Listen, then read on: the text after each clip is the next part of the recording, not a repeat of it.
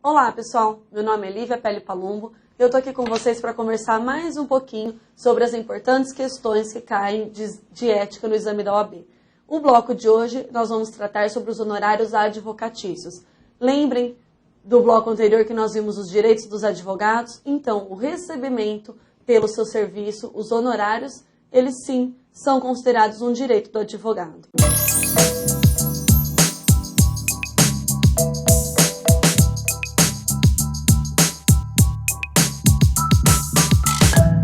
Os honorários advocatícios, os honorários profissionais dessa profissão, estão previstos no Código de Ética da OAB, nos artigos 35 ao artigo 43. Então, nós temos 8 artigos que tratam do assunto. Além da importância desse artigo para o exame de ordem, ele é de extrema importância também para o nosso dia a dia forense, principalmente no trato com o cliente. E nós vamos conversar. Nos primórdios, não era de caráter obrigatório os honorários profissionais. Por quê? Porque lá atrás a pessoa pagava uma prestação ao advogado pelo seu mérito. Se eu achava que ele deveria receber pela causa que ele prestou a mim ou não. Isso lá no direito romano. Por quê? Mais uma vez, a característica de não mercantilização dessa atividade.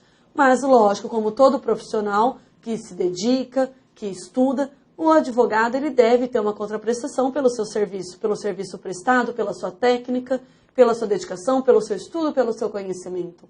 Os honorários, então, estão previstos no Estatuto como convencionais e sucumbenciais, de acordo com a sua fonte. O artigo 35 ao artigo 43, ele vai trazer todas as especificidades interessantes relativas a essa questão. Uma questão muito importante é que não há liberdade total do advogado em relação aos honorários. Por quê? Os honorários não são direitos do advogado? Sim, os honorários profissionais, eles correspondem a um direito do trabalho prestado pelo advogado. Ah, mas eu como advogado não tenho total liberdade para especificar um valor ou forma de pagamento, é o meu trabalho. Não, nós não temos essa liberdade total. Por quê? Mais uma vez, porque a nossa atividade não tem caráter mercantil. E ela busca a justiça, a paz social, é o defensor da cidadania, da moralidade, em busca da redução da desigualdade e todas as outras características e princípios que nós já tratamos até então. Então, o advogado ele deve respeitar alguns limites trazidos pelo Estatuto. O advogado não pode cobrar valor abaixo da tabela de honorários prevista pela OAB. E isso está no artigo 41. Por quê? Leiam comigo. O advogado deve evitar o aviltamento de valores dos serviços profissionais, não os fixando de forma irrisória ou inferior ao mínimo fixado pela tabela de honorários, salvo motivo plenamente justificável. Então, pessoal, olhem para mim, não podemos cobrar abaixo da tabela fixada pela OAB. Nós temos uma tabela à disposição no Jornal do Advogado, em sites, que constam um valor mínimo para atuação em cada tipo de ação. E isso por quê? Isso porque nós não podemos cobrar um valor menor que esses previstos, simplesmente para não ocorrer o aviltamento de valores. O que isso significa? Para evitar o tão famoso mercado de peixe que a gente escuta por aí, que cada um vai numa porta de um escritório e o cliente escolhe pelo valor menor que ele vai pagar pela prestação do serviço, e não pela especificidade do caso, pelo conhecimento de determinado profissional. Então, nós não temos a liberdade de cobrar a menos que essa tabela, abaixo que os valores considerados justos pela tabela. Essa tabela de honorários, que estabelece os parâmetros de fixação de honorários, ela serve para evitar a concorrência desleal no mercado de peixe. E essa tabela ela é de competência dos conselhos seccionais da OAB. Então, somente os conselhos seccionais da OAB é que podem dispor acerca desses valores e tem competência para estabelecer esses parâmetros. E se essa tabela for omissa? Se essa tabela for omissa, nós aplicamos os parâmetros do artigo 36. Artigo 36. Os honorários profissionais devem ser fixados com moderação. Lembrem, pessoal, a atividade da advocacia deve respeitar o princípio da moderação. E o artigo ainda traz, atendidos os elementos seguintes. Inciso 1. Relevância, vulto, complexidade e dificuldade das questões versadas. Inciso 2. O trabalho e o tempo necessários. 3. A possibilidade de ficar o advogado impedido de intervir em outros casos ou de se desavir com outros clientes ou terceiros. Inciso 4. O valor da causa, a condição econômica do cliente e o proveito para ele resultante do serviço profissional.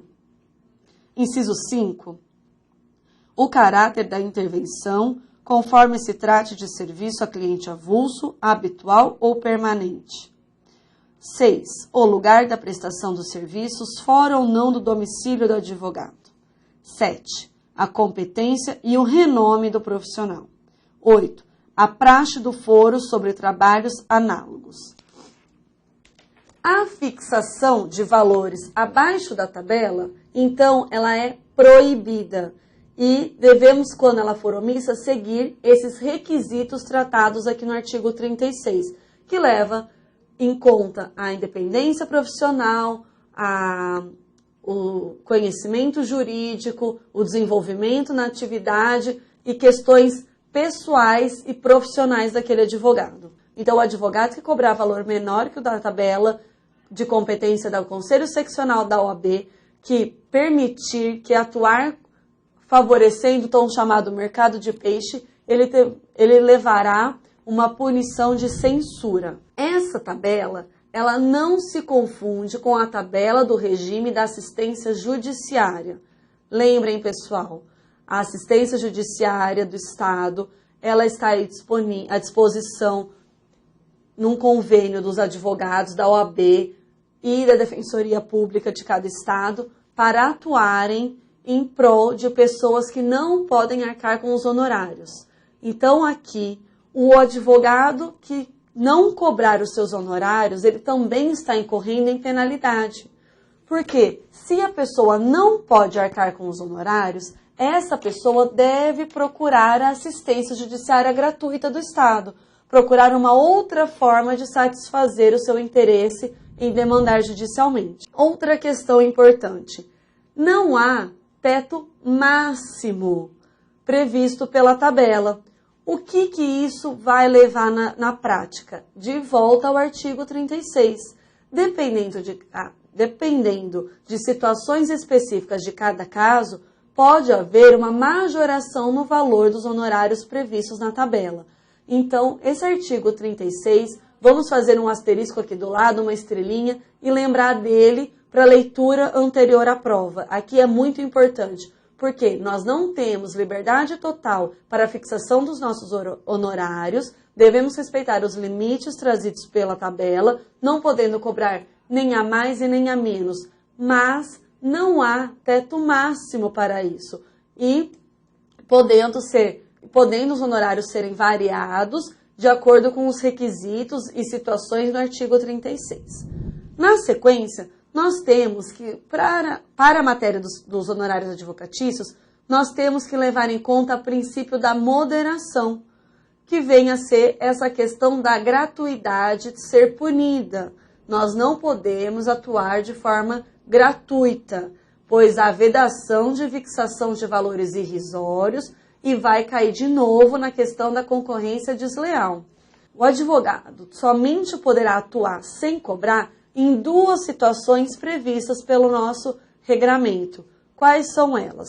A primeira situação da advocacia da solidariedade profissional, quando um colega necessitar de uma ajuda numa demanda judicial, nós vamos atuar sem cobrar, que nós falamos que num processo ético-disciplinar. A segunda situação é em situação relacionadas à advocacia pro bono, que vem a ser em situações de ONG. Isso está previsto numa resolução sem número do Conselho Seccional de São Paulo. Então, por favor, se cair uma questão de exceção à não cobrança de honorários, ou seja, a gratuidade do serviço, lembrem-se da solidariedade profissional e da advocacia pro bono. Vistos essas lições gerais acerca dos honorários, passamos agora então aos honorários convencionais, que são aqueles representados por contrato escrito, que deve conter suas especificidades, forma de pagamento, inclusive em situação de acordo. Por que isso é tão importante? Para a proteção do advogado, para evitar futuras discussões acerca de desentendimentos com o cliente. Essa forma de contrato escrito é obrigatória?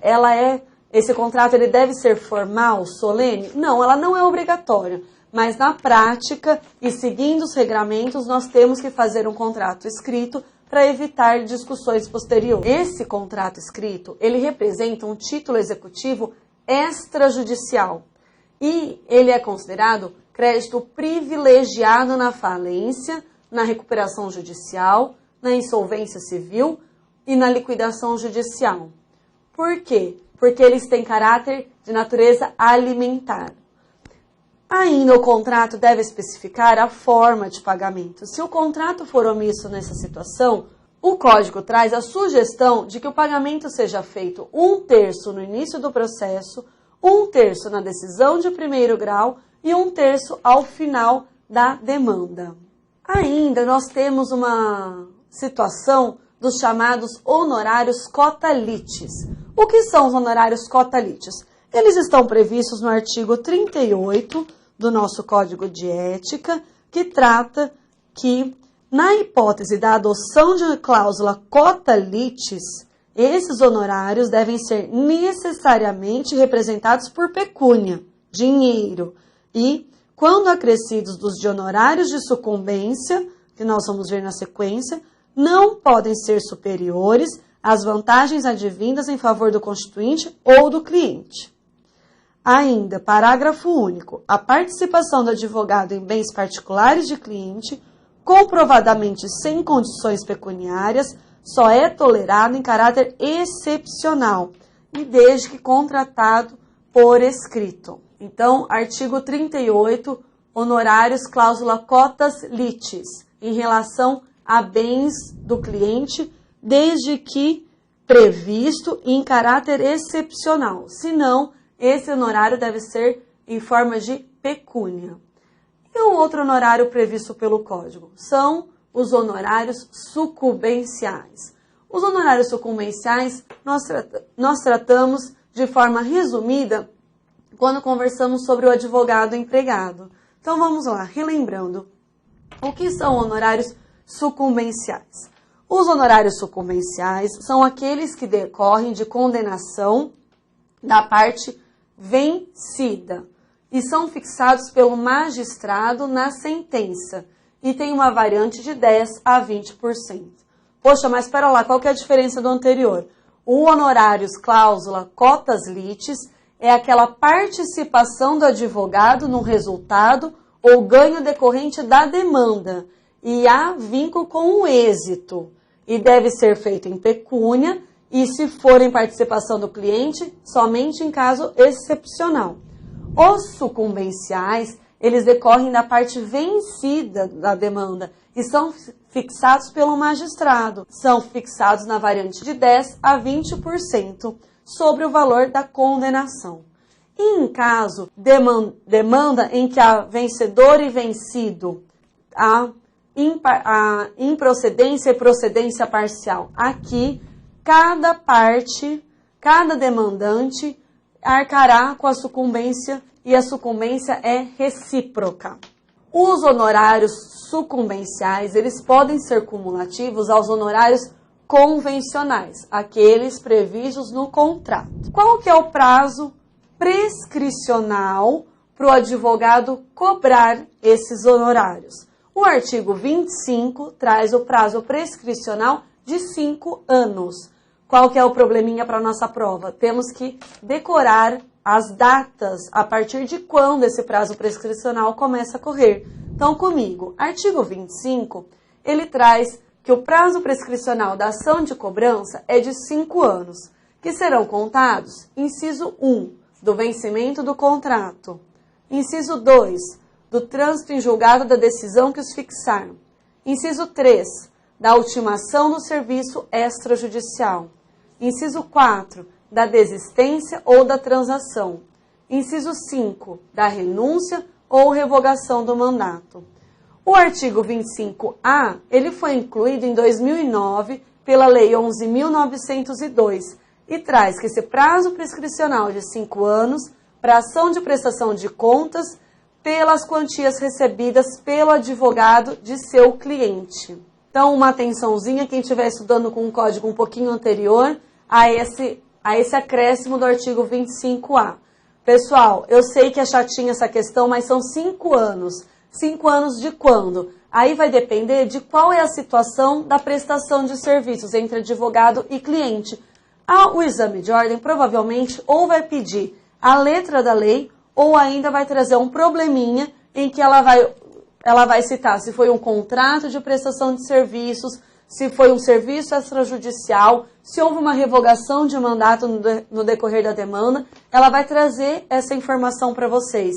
E a partir de então, vocês respondem o prazo prescricional de 5 anos a partir da quebra advogado-cliente. Esse tema é muito cobrado no exame de ordem e muito importante no cotidiano da advocacia. Divulguem esse vídeo para que os colegas de vocês consigam a aprovação respondendo certinho as questões acerca dos honorários. Espero vocês no próximo bloco. Um abraço.